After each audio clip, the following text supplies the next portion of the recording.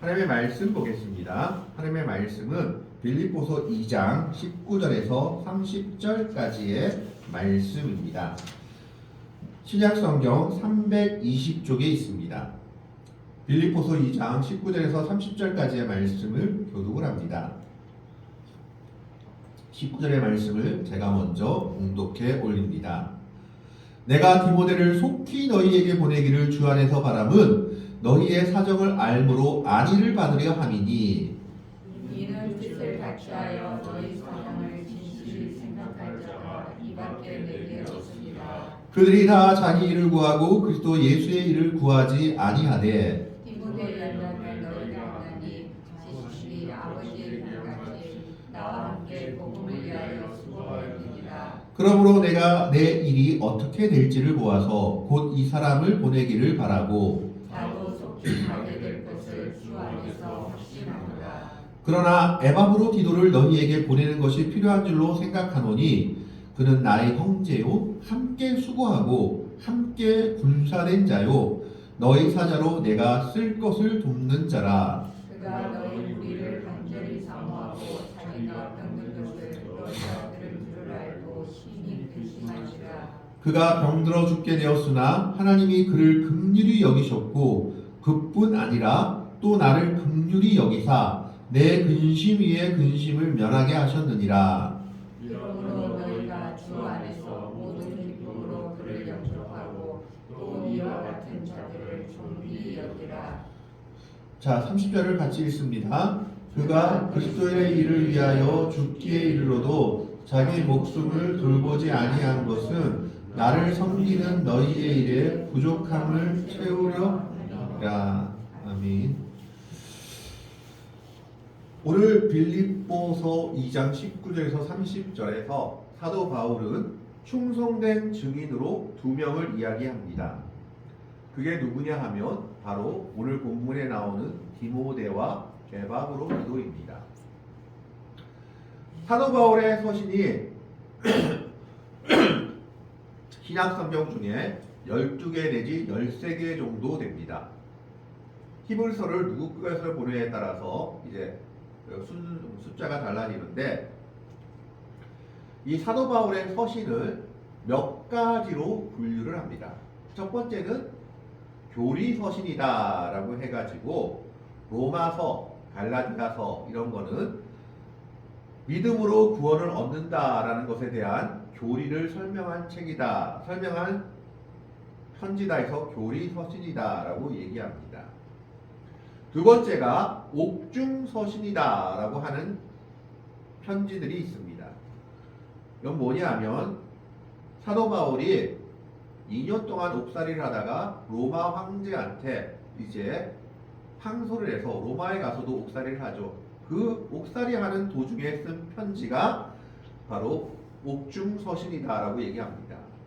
그 옥중 서신이 에베소서, 오늘 본문의 빌립보서, 그리고 빌레몬서, 골로새서 등입니다. 그래서 그것을 사도 바울이 감옥에서 쓴 편지다 라고 해서 옥중 서신이다 라고 얘기를 합니다. 그 외에는 일반 서신으로 분류하기도 합니다. 그리고 목회 서신이 있죠. 목회를 어떻게 해야 되는지 이야기한 서신으로서 디모데 전서, 후서, 디도서 이런 것들을 목회 서신이다 라고 부릅니다. 그런데 오늘 본문은 바로 사도 바울이 감옥에 갇힌 가운데 쓴 편지 중에 하나인 빌립보서 2장의 내용입니다. 사도 바울이 감옥에 갇히니까 많은 변화들이 일어났습니다. 그게 뭐냐 하면 많은 사람들이 사도 바울에 대해서 오해를 한 겁니다. 아니, 죄 지었지도 않았는데 왜 감옥에 갇혔느냐? 감옥에 갇힌 사람을 사도라고 할 수 있느냐? 예수 믿는 사람이 감옥에 갇혔으니까 부끄럽다.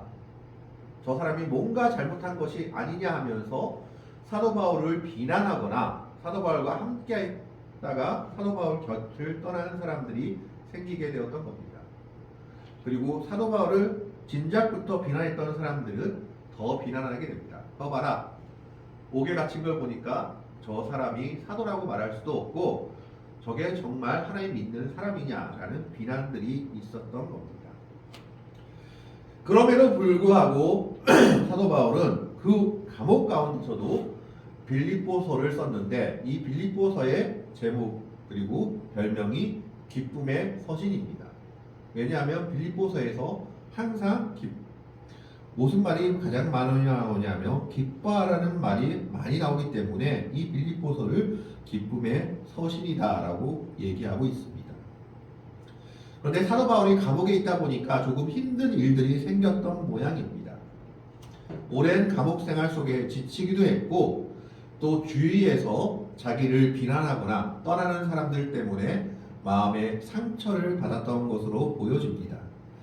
그래서 19절의 말씀에 보면 오늘 본문 19절의 말씀을 보면 내가 디모데를 속히 너희에게 보내기를 주 안에서 바람은 너희의 사정을 알므로 안위를 받으려 함이니 즉 빌립보 교회에 디모데를 보내가지고 빌립보 교회의 상황을 좀 보고받고 자기가 안위를 받겠다라고 얘기합니다.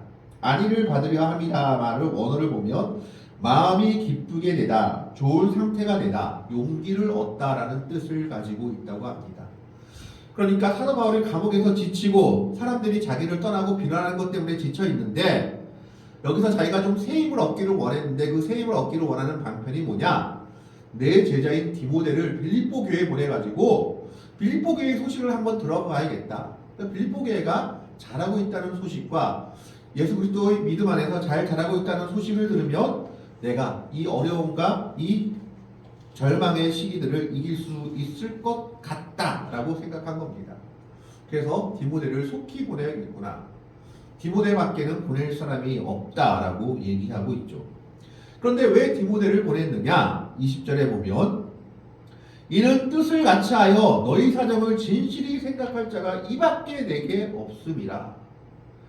그리고 21절에 그들이 다 자기 일을 구하고 그리스도 예수의 일을 구하지 아니하되 보낼 만한 사람이 디모데밖에 없었는데 21절의 말씀에 보면 그들이 다 자기 일을 구하고 그리스도 예수의 일을 구하지 아니하되 그들이 다 자기 일을 구하고 예수 그리스도의 일을 구하지 아니하되 이 말이 쉬운 성경에 뭐라고 되어 있느냐 하면 다른 사람들은 모두 자기 일에만 정신이 팔려 있어서 예수 그리스도의 일에는 관심이 없습니다 라고 번역되어 있습니다. 그러니까 디모데 외에는 지금 바울의 부탁을 들어줄 사람이 없었다라는 겁니다. 무슨 말이냐? 아마 바울이 다른 사람들한테도 부탁했던 것 같습니다. 빌립보 교회 가서 좀 사정을 보고 나한테 보고해달라. 그러니까 이 부탁을 받은 다른 사람들이 바울의 제자였든지 아니면 바울과 관계가 있던 사람들인지 전에 같으면 그 말을 들어줬을 것 같은데 감옥에 갇히고 바울의 영향력이 약해진 것을 보고 바울의 말을 귀뚱으로도 듣지 않거나 그리고 바울의 말을 무시했던 것으로 보여집니다. 그래서 그들이 다 어떻게 됐느냐? 바울의 부탁을 거절하고 그냥 자기 살기에 바빠서 자기 생활에만 급급했던 겁니다. 그러니까 끝까지 바울의 말을 들어주고 바울의 말을 충실히 이해할 사람은 디모데밖에 없었던 겁니다. 그래서 20절에 이는 뜻을 같이 하여 너희 사정을 진실히 생각할 자가 이밖에 내게 없음이라. 그들이 다 자기 일을 구하고 그리스도 예수의 일을 구하지 아니하되 자기 일에 바빠서 교회 가서 좀 보고 나한테 성경 보고 좀 해라. 아무도 듣지 않는 겁니다. 그런데 사실은 디모데도 약점이 많은 사람이었습니다. 디모데의 첫 번째 약점은 무슨 약점이었냐? 아버지가 헬라인이었습니다. 유대인이긴 유대인이었는데 지금으로 말하면 혼혈, 반쪽짜리 유대인이었다라는 겁니다. 그래서 그것이 첫 번째 약점이었고 두 번째는 디모데는 나이가 어렸습니다. 바울이 아들처럼 양육했다라고 많이 얘기하고 있죠. 고린도전서 4장 10절에서 내가 주 안에서 내 사랑하고 신실한 아들 디모데 그 아들 디모데를 믿음으로 양육했는데 아들처럼 양육했다라고 얘기하고 있습니다. 이걸 보았을 때 디모데의 나이는 이 당시 바울의 나이가 50대라고 학자들은 추측을 합니다. 아주 적게 보면 20대거나 많이 봐도 30대 초반 정도의 나이일 거다라고 추측을 합니다. 그래서 또 어떤 성경에 보면 디모데서나 보면은 내 나이 어림으로 인해서 교회에서 너를 업신여기지 못하게 하라. 하나님의 권위를 가지고 하나님의 일을 하라라고 말합니다. 그래서 아주 어리다는 것이 또한 하나의 약점이었죠. 반쪽짜리 유대인, 두 번째는 나이가 너무 젊은, 그러니까 교회에서 인정받기 힘든 그런 젊은 목회자였다라는 겁니다. 세 번째는 디모데도 몸이 약했던 것 같습니다. 왜냐하면 디모데 전서의 후서에 보면 바울이 뭐라고 얘기하냐면 내 위장병 때문에 물만 마시지 말고 포도주도 좀 먹어라 라고 얘기를 합니다. 어떤 사람들은 그걸 가지고 이제 포도주 먹으라 했으니까 바울이 술 먹어도 된다라고 얘기하는데 이건 특별한 상황입니다. 이 위장병이 그 당시 디모데가 있었던 빌립보 지역의 물이 알칼리성 물이었기 때문에 위장병을 더 심하게 하는 물이었다라는 겁니다. 그래 물을 안 먹을 수 없는데 물을 먹되 포도주와 같이 먹어야지 그 위장병을 다스릴 수 있었다는 겁니다. 그렇기 때문에 그 포도주는 약으로 먹으라는 이야기지 술처럼 먹으라는 이야기는 아닙니다. 어떤 목사님이 간증을 하는데 그런 얘기를 한 것을 들은 적이 있습니다. 합동충 목사님인데 암으로 아내를 다 절개했어요. 그래서 이분은 물을 흡수를 못한답니다. 근데 물을 흡수를 하긴 해야 되는데 물을 흡수를 못하니까 대신 뭐는 들어가냐? 맥주는 들어간다는 거예요. 그래서 맥주를 가지고 이 수분을 보충한다라는 겁니다. 그런데 합동축 신문 기자가 이 목사님을 취재해 나왔는데 이 목사님이 점심을 오는데 맥주를 마시는 것을 보고 그대로 올린 거예요. 그러니까 합동축에서 난리가 난 겁니다. 목사가 맥주 마신다라고 난리가 난 겁니다. 그래서 이 목사님이 합동축 총회에 가가지고 왜 내가 맥주를 마실 수밖에 없는지를 설명했답니다. 그러자 합동축에서 그 목사님에 대해서 이렇게 판결을 내렸답니다. 이 목사님만 맥주를 마셔도 괜찮다. 그러니까 지금 디모데도 그런 상황인 겁니다. 포도주를 마시라고 지금 바울이 얘기하는 것은 바로 건강을 위해서, 위장병을 위해서 포도주를 약처럼 쓰라고 얘기하는 거죠.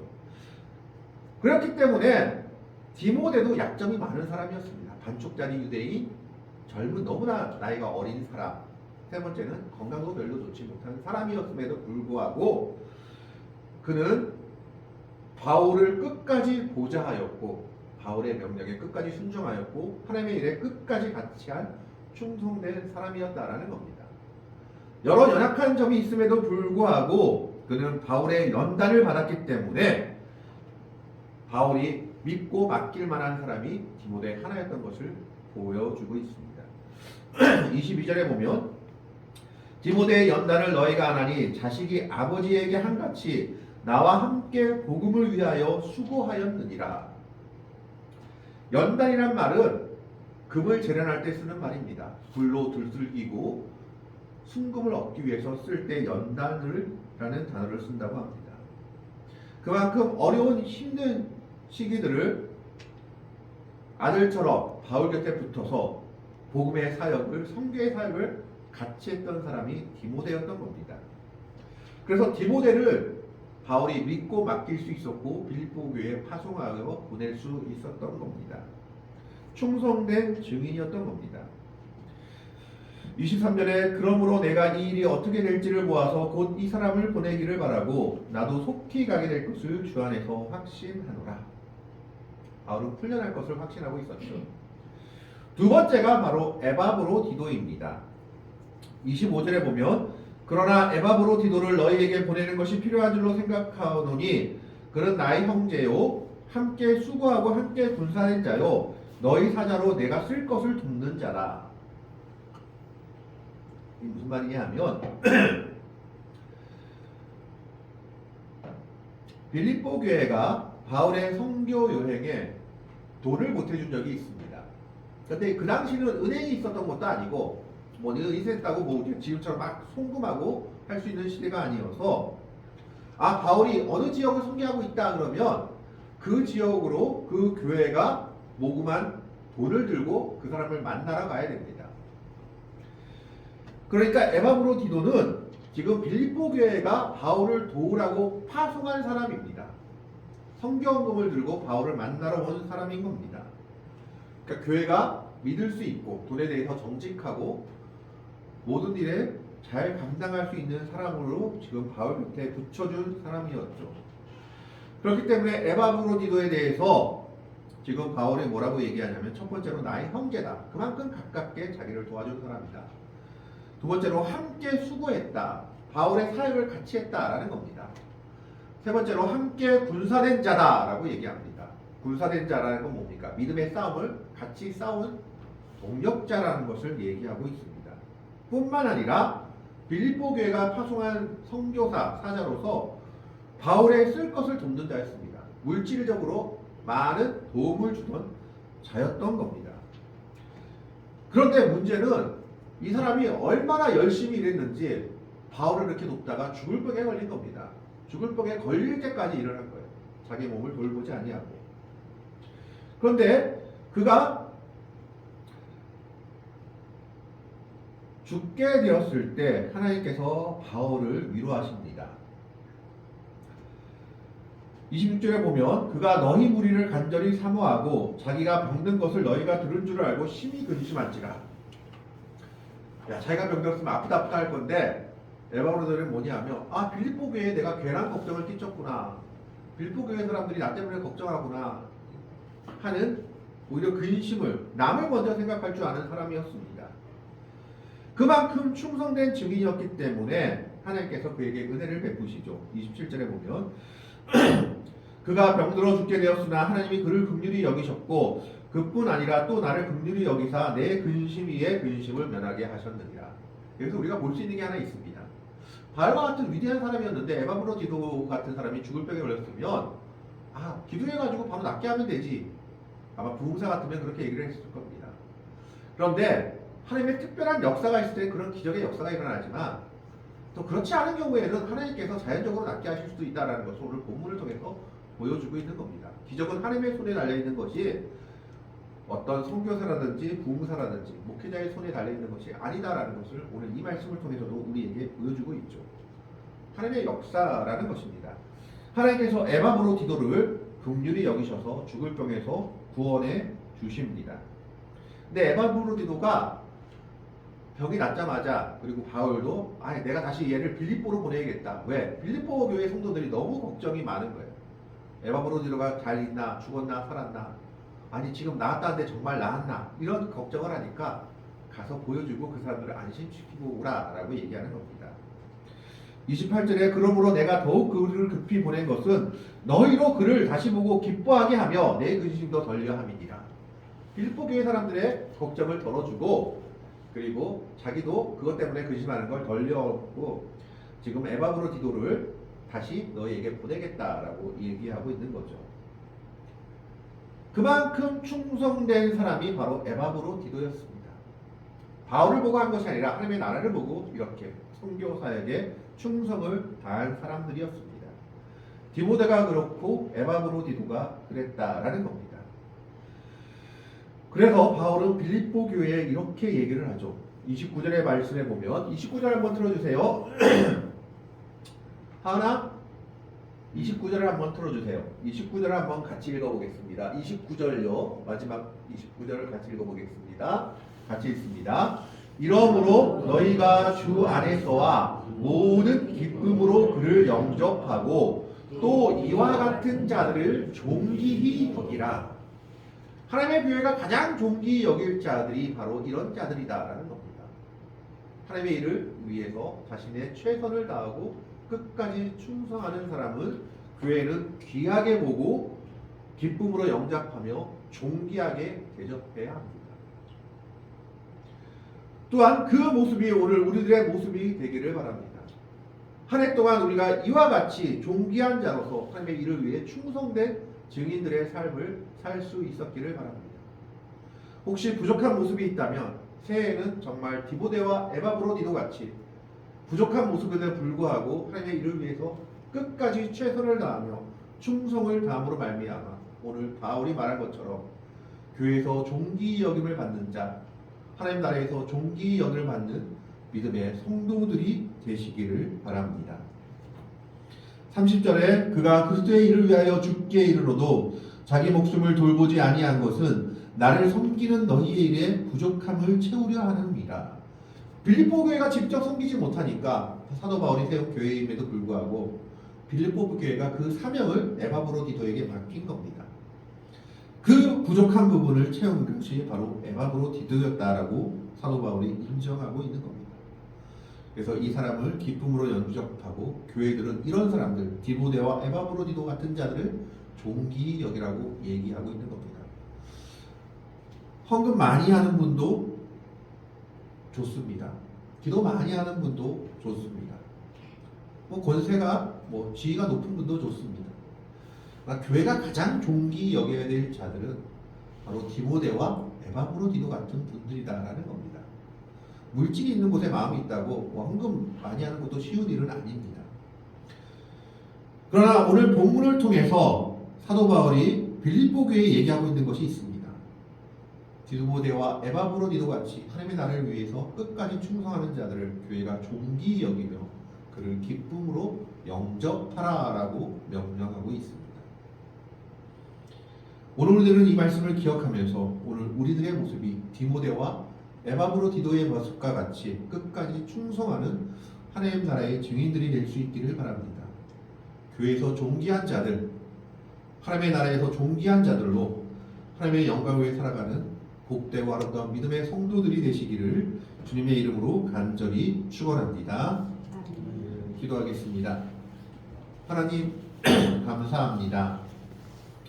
오늘